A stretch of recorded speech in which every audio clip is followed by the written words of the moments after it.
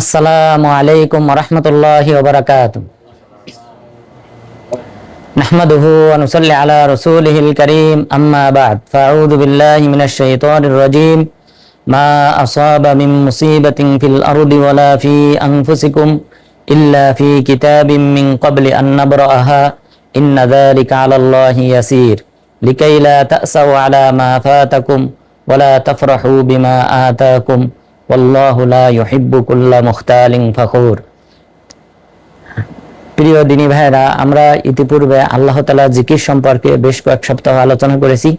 এখন থেকে ইনশাআল্লাহ আকীদা সংক্রান্ত বিষয় নিয়ে আলোচনা করব। তো আজকে আকীদার যে গুরুত্বপূর্ণ একটি পয়েন্ট রয়েছে সেটা হলো তাকদীর। তো এই তাকদীর সম্পর্কে আলোচনা করব। তাকদীরের ভালো মন্দের প্রতি বিশ্বাস স্থাপন করাটা হলো ঈমানের 6টি রকনের একটি রকন। আর আকীদার মূল আলোচ্য বিষয় হলো এই 6টি বিষয়। আকীদার আলোচ্য বিষয় হলো মোট 6টি বিষয়। তা হলো আল্লাহ তাআলার প্রতি দৃঢ় বিশ্বাস, আন তুমিনা বিল্লাহি ওয়া মালাইকাতিহি ওয়া কুতুবিহি ওয়া রুসুলিহি ওয়াল মালাইকাতি ওয়া কুতুবিহি ওয়াল ইয়াউমিল আখির ওয়াল কদারি খাইরিহি ওয়া শাররিহি। যে এই 6টি বিষয় যে আল্লাহর প্রতি বিশ্বাস স্থাপন করা, ফেরেশতাদের প্রতি বিশ্বাস স্থাপন করা, নবী রাসূলগণের প্রতি বিশ্বাস স্থাপন করা, এরপর আসমানি কিতাবের প্রতি বিশ্বাস স্থাপন করা, এরপর পরকালীন জীবনের প্রতি বিশ্বাস স্থাপন করা এবং তাকদীরের ভালো মন্দের প্রতি বিশ্বাস স্থাপন করা।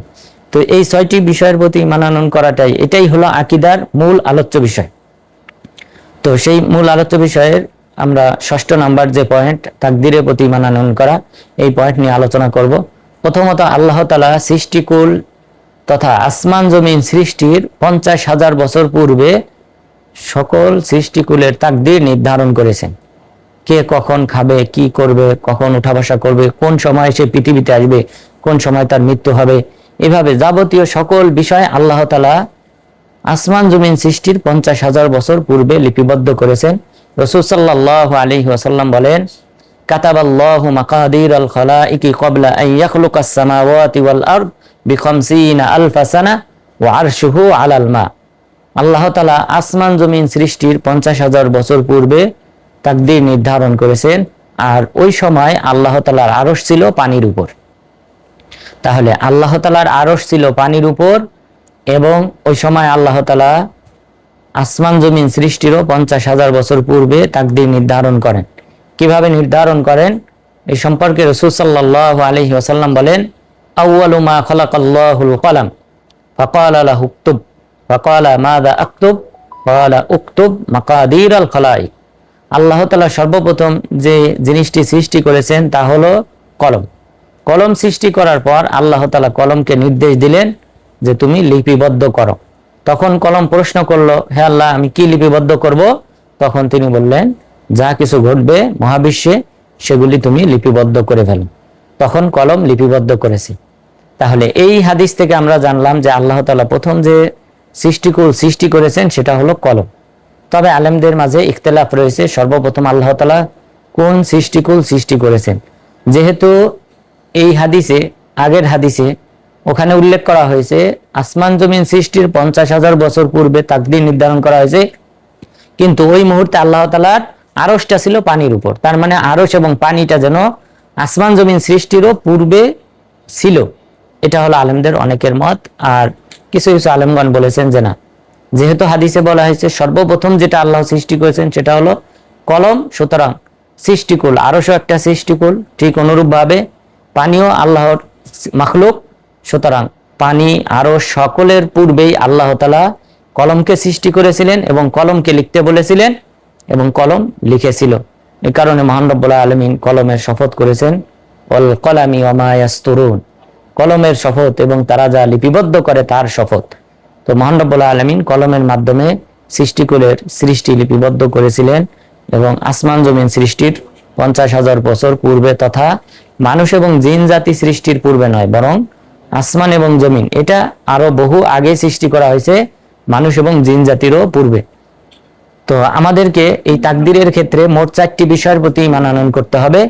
যে তাকদীরের স্তর হলো 4টি, মারাতিবুল কদর আরবা। তাকদীরের কদর স্তর হলো মোট 4টি। প্রথম চারটি হলো ইলমুল্লাহি সাবিক, আল্লাহ তাআলা পূর্বে থেকেই সবকিছু জানেন। এই মহাবিশ্বে কি ঘটবে, আল্লাহ তাআলা কখন কি সৃষ্টি করবেন, সবকিছু আল্লাহ তাআলা পূর্বে থেকেই জানেন। যেহেতু আল্লাহ তাআলা পূর্বে থেকে জানেন, তাহলে দ্বিতীয় স্টেপ হলো, সুতরাং এই বিষয়টা আল্লাহ তাআলা লিপিবদ্ধ করে রেখেছেন। লাউহে মাহফুজে আল্লাহ তাআলা সবকিছু লিপিবদ্ধ করে রেখেছেন।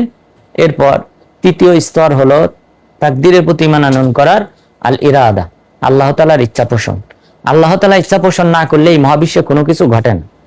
তাহলে প্রথম হলো আল্লাহ তাআলা সবকিছু আগে থেকে জানতেন, তার এই পূর্বের ইলম রয়েছে, জ্ঞান রয়েছে। এরপর জ্ঞান থাকার কারণেই কখন কি ঘটবে সেটা আল্লাহ তাআলা লিপিবদ্ধ করেছেন।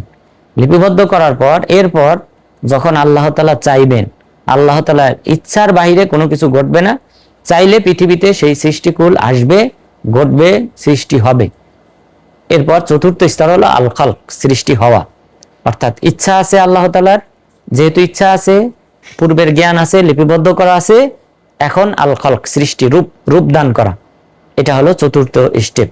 এই চতুর্থ স্টেপ পর্যন্ত এই পুরাটাই একমাত্র আল্লাহ তাআলার মাধ্যমে ঘটে।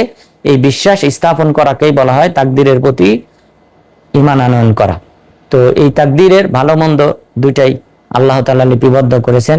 আমাদের কখন রোগ ব্যাধি হবে সেটা আল্লাহ তাআলা যেমন ভাবে লিপিবদ্ধ করেছেন, তেমন ভাবে আল্লাহ তাআলা আমাদের কখন পদোন্নতি হবে, আমাদের রিজিক কখন বৃদ্ধি পাবে, এই ভালো দিকগুলোও আল্লাহ তাআলা লিপিবদ্ধ করেছেন। তো দুইটার প্রতি আমাদেরকে ঈমান আনয়ন করতে হবে। দুঃখের বিষয় হলো মুতাজিলা যারা রয়েছে, তারা আল্লাহ তাআলা যে আল্লাহ তাআলার ইচ্ছা আছে এবং পাশাপাশি সৃষ্টি করেন, তিনি সৃষ্টি না করলেও পৃথিবীতে কিছু ঘটে, নাউজুবিল্লাহ, সেই আকীদা পোষণ করে মুতাজিলারা। মুতাজিলা 72টি যে ভ্রান্ত দল হবে, সেই 72টি ভ্রান্ত দলের অন্যতম একটা দল হলো মুতাজিলারা। সেই মুতাজিলাদের আকীদা হলো যে আল্লাহ তাআলার ইলম আছে, আগে থেকে জানেন না। এই অংশেও তারা পরবর্তী যে গ্রুপটা আসছে মুতাজিলাদের, তারা এটাকেও অস্বীকার করেছে। তো আল্লাহ তাআলার মুতাজিলারা মনে করে যে মানুষ যে পাপ করে, এই পাপটা আল্লাহর মাধ্যমে ঘটা সম্ভব না।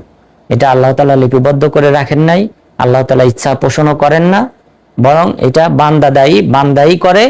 আর বান্দা করার পর তারপর আল্লাহ তাআলা জানেন, নাউজুবিল্লাহ। তো এখানে হলো মুতাজিলাদের সাথে সালাফিদের আকীদার পার্থক্য, যে আল্লাহ তাআলা আগে থেকে জানেন, এটাই হলো সালাফিদের আকীদা। আর মুতাজিলাদের আকীদা হলো যে না, ঘটার পর, বান্দা এই পাপটা করার পর তারপর আল্লাহ তাআলা জানেন।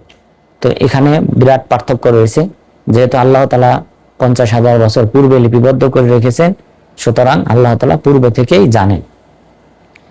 এরপর এই যে আমরা তাকদীরের প্রতি বিশ্বাস স্থাপন করব, এটার কারণ কি, এর সুফল কি? এর সুফল হলো আমরা সান্ত্বনা পাই বিপদে আপদে সর্বক্ষেত্রেই, যে আমার তাকদীরে এটা লেখা ছিল। সুতরাং এটা, এই পদোন্নতি যদি না হয় তাহলে সেখানে যেন আমরা আফসোস না করি, অথবা পদোন্নতি হলেও আমরা যেন আল্লাহ তাআলার কৃতজ্ঞতা আদায় করি, যেহেতু আল্লাহ তাআলা এটা আগে থেকে লিপিবদ্ধ করে রেখেছেন, বিধায় এটা এই পদোন্নতিটা আমি পেয়েছি। তো এইভাবে আমরা সান্ত্বনার একটা স্থান খুঁজে পাই তাকদীরের প্রতি ঈমান আনয়ন করার কারণে। কিন্তু যে সকল কাফেররা রয়েছে, তারা কিন্তু এই তাকদীরের প্রতি বিশ্বাস স্থাপন না করার কারণে তাদের এই স্থানটা নাই। এই কারণে তাদের মনের প্রশান্তি নেই। এই কারণে মহান রব্বুল আলামিন বলেছেন, মা আসাবা মিন মুসিবাতিন ফিল আরদ ওয়ালা ফি আনফুসিকুম ইল্লা ফি কিতাবিম মিন ক্বাবলি আন নাবরাহা।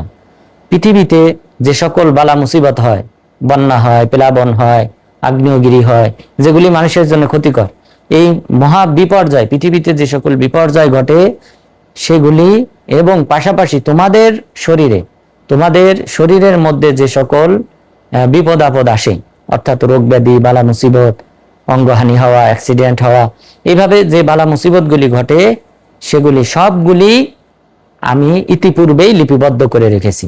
ইন্না যালিকা আলাল্লাহি ইয়াসির, নিশ্চয়ই এই লিপিবদ্ধ করে রাখাটা এটা আমার জন্য সহজ। যেহেতু আল্লাহ তাআলা পূর্ব থেকেই জানেন, কিন্তু আমরা মানুষ হিসেবে আমরা ভবিষ্যৎ মোটেই জানি না। আমরা রুম থেকে বের হলে আমাদের কি হবে এটা আমরা জানি না। ভবিষ্যৎ সম্পর্কে আমরা একদম অজ্ঞ। অতীত সম্পর্কে আমরা ততটুকু জানি যতটুকু ইতিহাস পড়ে আমরা অধ্যয়ন করি। তাছাড়াও অনেক অতীতের অধিকাংশই আমরা জানি না।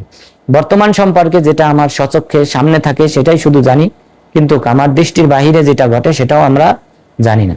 তাহলে বলা যায় মানুষ বর্তমান, ভবিষ্যৎ, অতীত এটা সম্পর্কে সামান্য কিছু জ্ঞান থাকলেও কিন্তু প্রকৃতপক্ষে আল্লাহ তাআলা অতীত, বর্তমান সবকিছু যেহেতু আগে থেকেই জানেন, সুতরাং এটা লিপিবদ্ধ করে রাখাটা আল্লাহ তাআলার জন্য সহজ। তবে বিষয়টা এমন না যে আল্লাহ তাআলা লিপিবদ্ধ করে রেখেছেন বিদায় আমরা করতেছি বা আমাদেরকে আল্লাহ তাআলা বাধ্য করতেছেন। যদি এটা হতো তাহলে পৃথিবীতে পরীক্ষার স্থান হিসেবে গণ্য করা হতো না। আল্লাহ তাআলা যদি চাপিয়ে দিতেন বান্দাকে যে না তুমি এটা করো, তোমার উপর এটা করাটা আমি আবশ্যক করে দিয়েছি, তাহলে এটা পরীক্ষার স্থান হতো না। বরং আল্লাহ তাআলা আমাদেরকে ভালো মন্দ দুইটা করার সক্ষমতা দিয়েছেন। এই কারণে পৃথিবীকে পরীক্ষার স্থান হিসেবে গণ্য করা হয়, ধরা হয়। সুতরাং ভালো কাজ যে ব্যক্তি করবে তার প্রতিদান পাবে, যদি কেউ অন্যায় কাজ করে, পাপ কাজ করে থাকে, তাহলে সেটার জন্য শাস্তির সম্মুখীন হবে। যেহেতু আল্লাহ তাআলা তাকে পাপ থেকে দূরে থাকার সক্ষমতা দিয়েছিলেন, কিন্তু সে সেটা মানে নাই, আল্লাহর নির্দেশকে অমান্য করে সেই পাপে জড়িয়েছে, সুতরাং এই কারণে শাস্তির সম্মুখীন হতে হবে। তো মহান রব্বুল আলামিন এটা বললেন যে তোমাদের শারীরিকভাবে তোমাদের যে সমস্যা হয় এবং পার্থিব জীবনে পৃথিবীতে যে সকল বিপর্যয় নেমে আসে সবগুলি আল্লাহ তাআলা লিপিবদ্ধ করে রেখেছেন। কেন লিপিবদ্ধ করে রেখেছেন?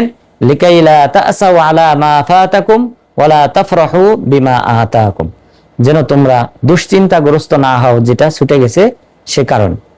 কোনো পদোন্নতি ছুটে গেলে, কোনো চাকরি ছুটে গেলে তোমরা যেন আফসোস না করো, বরং তোমরা সান্ত্বনার স্থান খুঁজে পাও যেটা আল্লাহ তাআলা লিপিবদ্ধ করে রাখেন নাই। সুতরাং এটা আমার ভাগ্যে ছিল না, সুতরাং এটা হয় নাই।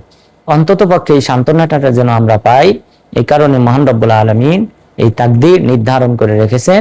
এবং ওয়ালা তাফরাহু বিমা আতাকুম, এবং তোমরা যেন গর্ব অহংকার না করো, নিজেদেরকে বড়াই না করো, বড় মনে না করো। আল্লাহ তাআলা তোমাদেরকে যে পদোন্নতি দিয়েছেন, রিজিক দান করেছেন, আয় উন্নতি দান করেছেন, এই কারণে যেন গর্ব অহংকার না করো, বরং এর বিনিময়ে তোমরা যেন আল্লাহ তাআলা শুকরিয়া আদায় করো যে আল্লাহ তাআলা এটা আমার তাকদীরে নির্ধারণ করে রেখেছেন বিধায় আমি এমন পর্যায়ে আসতে পেরেছি। তো শুকরিয়া আদায় করতে পারো এবং পাশাপাশি গর্ব অহংকার যেন না করতে পারো এবং দুশ্চিন্তাগ্রস্ত যেন না হও, এই কারণে আমি এই তাকদীর নির্ধারণ করে রেখেছি। আল্লাহু লা ইউহিব্বু কুল্লা মুখতালিন ফাখুর, আল্লাহ তাআলা প্রত্যেক গর্ব অহংকারকারীকে অপছন্দ করে। যারা নিজেদেরকে বড় মনে করে তাদেরকে আল্লাহ তাআলা ঘৃণা করেন। তো তাহলে এই আয়াতে মূলত তাকদীরের যে সুফল রয়েছে সেই সম্পর্কে আমরা জানতে পারলাম। যেহেতু কাফের মুশরিক অনেককেই দেখা যায় যে তারা বালা মুসিবতে ধৈর্য ধারণ করার ব্যাপারে কিতাব লিপিবদ্ধ করেছে, অথচ দেখা যায় সে আত্মহত্যা করেছে। সেই লেখক, প্রসিদ্ধ লেখক, সে সর্বশেষ আত্মহত্যা করে মারা গেছে। অর্থাৎ সে তার সান্ত্বনার স্থান খুঁজে পায়নি।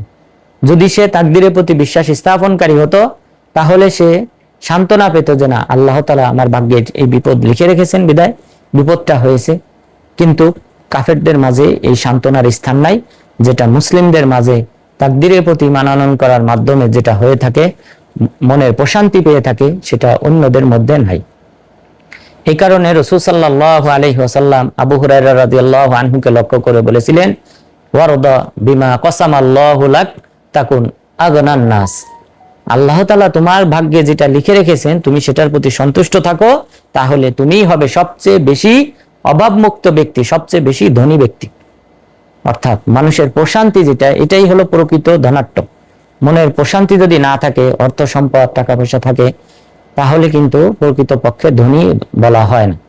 তো এই কারণে রাসূল সাল্লাল্লাহু আলাইহি ওয়াসাল্লাম এই সাহাবীকে তাকদীরের কথা স্মরণ করিয়ে দিয়ে তিনি বললেন যে তুমি আল্লাহর বন্টনের প্রতি সন্তুষ্ট থাকবে, তাহলেই তুমি প্রকৃত পক্ষে ধনী ব্যক্তি হিসেবে গণ্য হবে।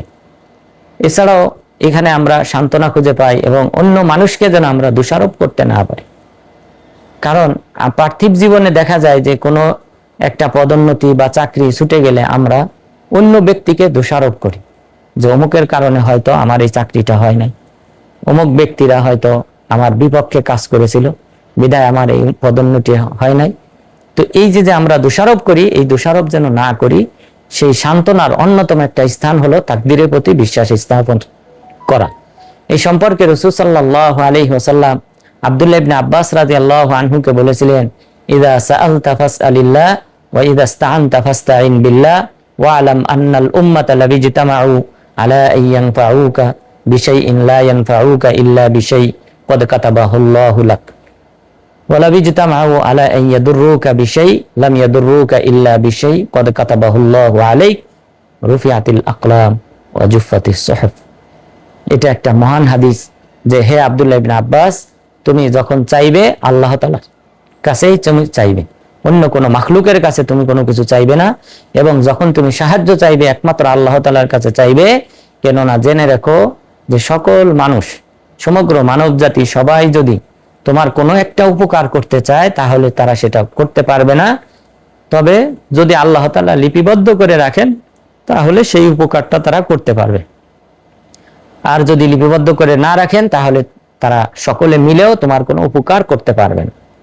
এরপরে বললেন, যদি সকলেই তোমার অনিষ্ট করতে চায়, সবাই যদি একমত পোষণ করে যে আমরা তার এই ক্ষতি করব, তার ব্যবসা ধ্বংস করব, চক্রান্ত শুরু করে রাত দিন, তবুও তারা তোমার কোনো ক্ষতি করতে পারবে না যদি না সেটা আল্লাহ তাআলা লিখে না রাখেন। তাহলে লিখে রাখলেই কেবল ক্ষতি করতে পারবে, লিখে না রাখলে তারা তোমার কোনো ক্ষতি করতে পারবে না। সুতরাং এই যে আমাদের বালা মুসিবতের ক্ষেত্রে আমরা বিরাট একটা সান্ত্বনার স্থান পাবো এই তাকদীরের প্রতি বিশ্বাস স্থাপন করার মাধ্যমে। এরপর এই তাকদীরে বালা মুসিবতে যদি মুমিন ধৈর্যশীল হয়, আল্লাহ তাআলা তাকে এর চেয়ে উত্তমটাই দান করেন। অর্থাৎ যেই ক্ষতিটা তার সাধন হয়েছে তার চেয়ে বেশি উত্তম প্রতিদান আল্লাহ তাআলা দান করেন। এই কারণে রাসূল সাল্লাল্লাহু আলাইহি ওয়াসাল্লাম বলেছেন, আজাবান লি আমরিল মুমিন ইন্না আমরাহু কুল্লাহু খায়র। মুমিনের বিষয়টা বড় আশ্চর্যজনক, কেননা মুমিনের প্রতিটা কাজই